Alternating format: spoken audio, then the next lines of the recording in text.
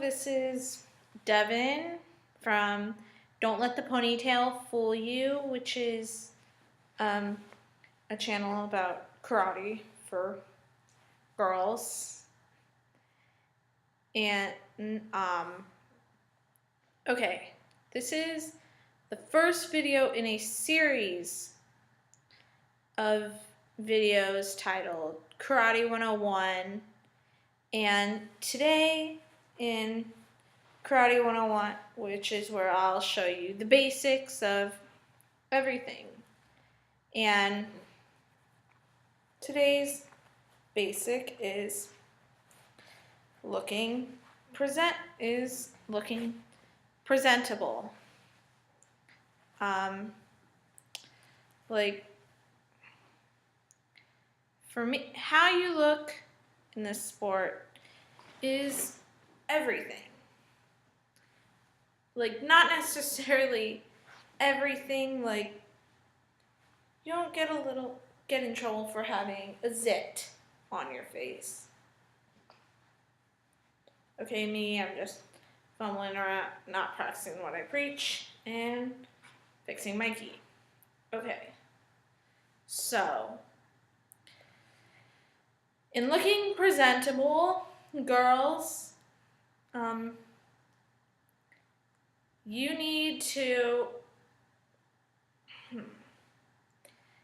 hair must always, we're going to go over 3 topics today: hair, nails, and jewelry. Okay? The big 3 in this Karate 101. And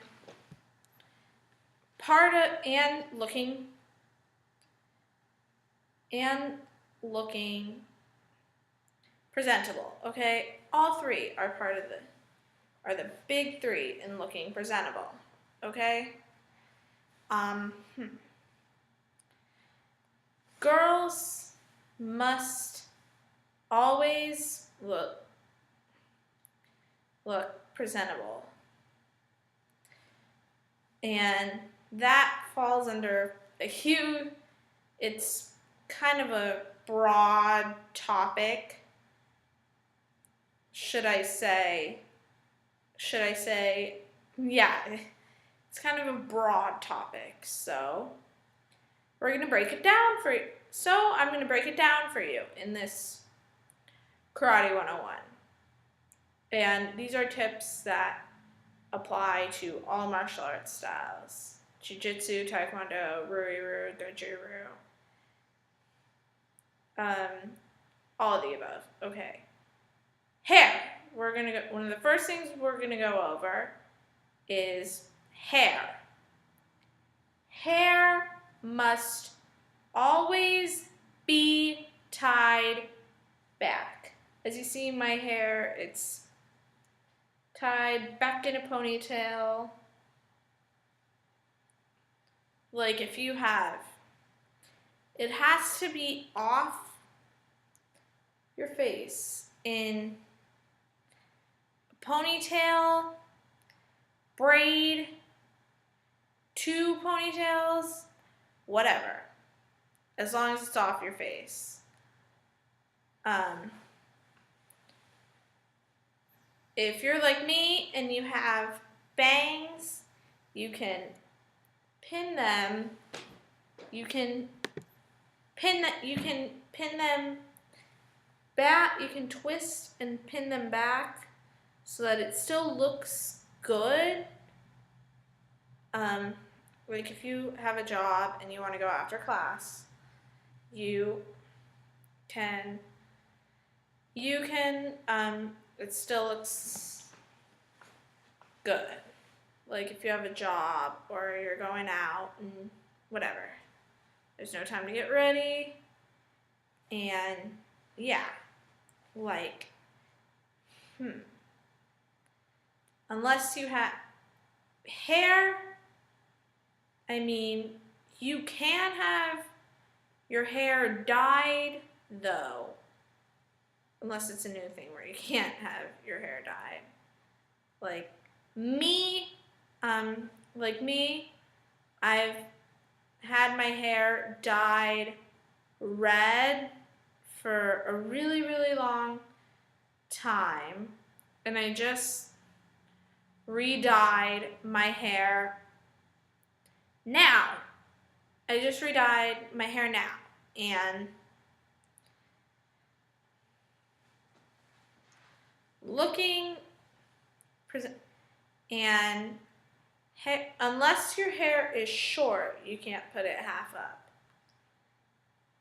Like, when I started, I had really, really short hair down in between my chin and my shoulder. When I started over a year ago, yeah, my hair was in between my chin and my shoulder. But so that's when I put it half up. And that's pretty much it. And the next thing I'd like to cover is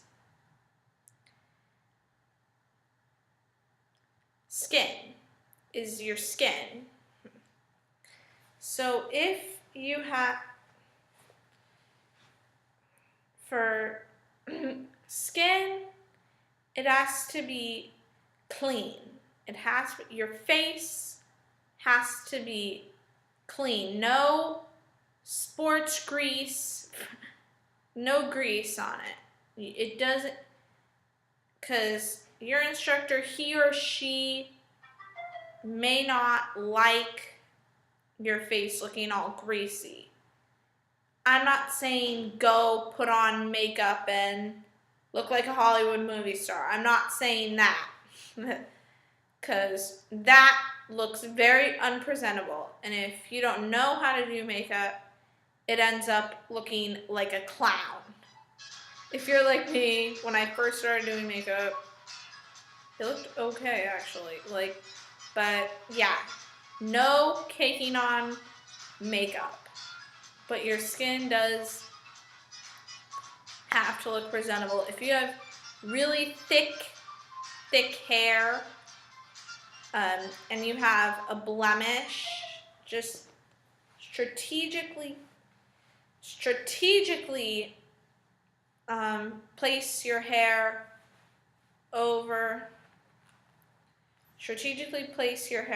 over your blemish, and that'll solve everything. And your instructor won't even know, your instructor or instructors won't even know what's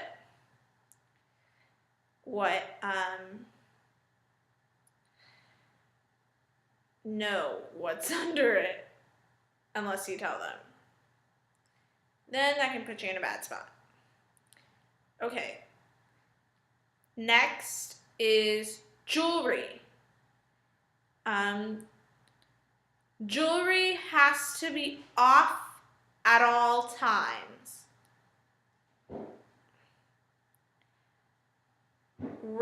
Things like rings, bracelets, rings,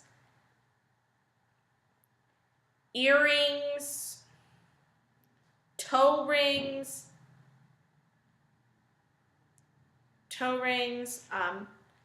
piercings of the nose, lip, and ear cartilage have to be taken out of your ear. Like me in Orlando, when I went to Orlando to meet with Dr. Lee and Dr. Baumgartner about brain surgery, which ended up saving my life, I made the mistake of I got my ear pierced. I have 2 holes. I got my ear pierced. And the first time, my instructor, he was cool about it. He didn't even notice it. But the second time, thinking I was so slick, I left the piercing in because they had to be in for 6 weeks, and for 6 weeks, I covered. He noticed them and said, "I thought I said no earrings," and I explained that.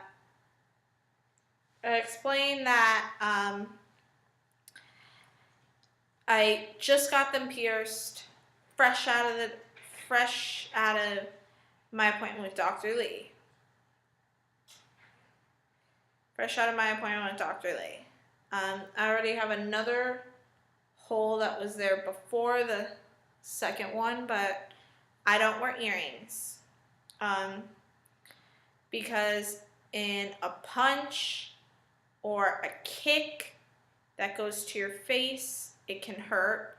If you're punching someone with rings on, even though it can severely hurt your opponent, it won't. It'll hurt you, and you can break their nose. And with lip, nose, and ear, yeah, it can hurt them. Like with toe rings, if you go in for a maigeri, moashigari, yokogeri, ushidogeri, ushidomoashigeri,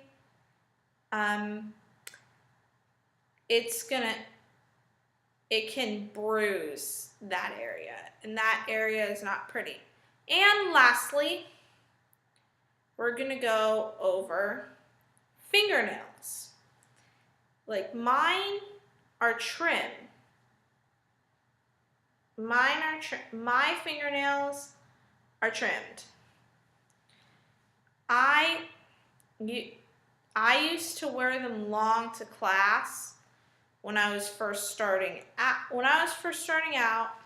I used to wear them to class long. Because I'd paint them all these fancy designs, and I'd work so hard on it.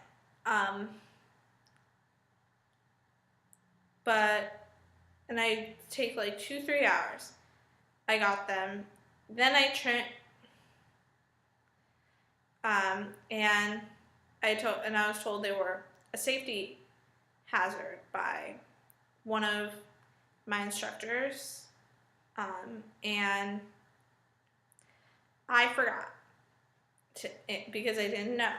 So they're also a safety hazard if they're trimmed and if you're in your gi going in for a punch, if you do elaborate designs that take a long time and they're still too long, yep. If you break them, it doesn't end too pretty. And yeah, so fingernails, mid-length is even mid-length. Mid-length is a debatable area. Mid-length, I wouldn't do it mid-length because they can still break easily. And so just, if you don't want the fuss of having long fingernails, do this. I trimmed them down for this video, but normally they're really long. And for Karate 101, you can still do elaborate designs, but still, for karate, and that is it for today's, for the first of many Karate 101 videos. This is the first of many to come. I'm Devin for Don't Let the Ponytail Fool You, and that is it. Stay classy.